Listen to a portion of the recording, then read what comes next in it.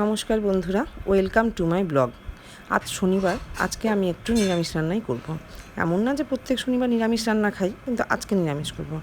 এই করব পটল পোস্ত, আর করব মিষ্টি কুমড়া ছেঁচকে, আর হয়তো একটা কিছু ভাজা টাজা করে নেব। তো প্রথমেই দেখুন মিষ্টি কুমড়াটা কেটে আমি এভাবে ধুয়ে নিচ্ছি।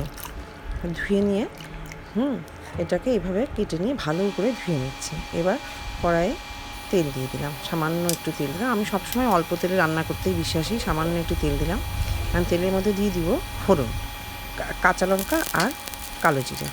ফোড়ন দিয়ে একটু নাড়াচাড়া করে নিয়ে আমি মিষ্টি কুমড়াটা এর মধ্যে ছেড়ে দেবো। মিষ্টি কুমড়াটা দেওয়ার পর আমি এবার একটু নাড়াচাড়া করতে হবে, একটু ভাজতে হবে। ভালো করে ভেজে নিই। এবার স্বাদ মতো দিলাম নুন এবং একটু হলুদ, ব্যাস। আর কোনো মশলা কিন্তু আমি এর মধ্যে দিচ্ছি না। যাই হোক, এই সারাদিন রান্নাবান্না, সকাল সকাল রান্নাবান্না করে যেতে হবে স্কুল, তাই একটু তাড়া। এবার মিষ্টি কুমড়াটা ভালো করে ভেজে নিচ্ছি। ভেজে নিয়ে এতে জল দেবো, অল্প পরিমাণে জল দেবো, খুবই সামান্য।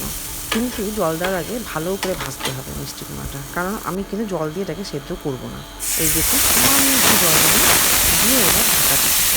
এবার এটাকে ভেপারে একটু হতে দেবো। দিলেই আমার কিন্তু রান্না প্রায় অলমোস্ট হয়ে যাবে। একটু ঢাকা দিয়ে মাঝখানে নাড়া দিলে পরে এই যে দেখুন সেদ্ধ হয়ে গেছে। ব্যাস, মিষ্টি কুমড়া সেদ্ধ হয়ে এরকম মাখা মাখা হলেই কিন্তু বেশ ভালো লাগে খেতে। এটা কিন্তু আমার অন্তত খুব ভালো লাগে। এবার স্বাদ মতো অল্প একটু চিনি দিয়ে দিচ্ছি। এটা কিন্তু পুরোপুরি অপশনাল, আপনারা চাইলে দিতেও পারেন, নাও দিতে পারেন। আমি দিই, কারণ আমার একটু মিষ্টি মিষ্টি বেশি ভালো লাগে। যাই হোক, এবং রূপসাও মিষ্টিই ভালোবাসে, তাই আমি এইভাবেই করি।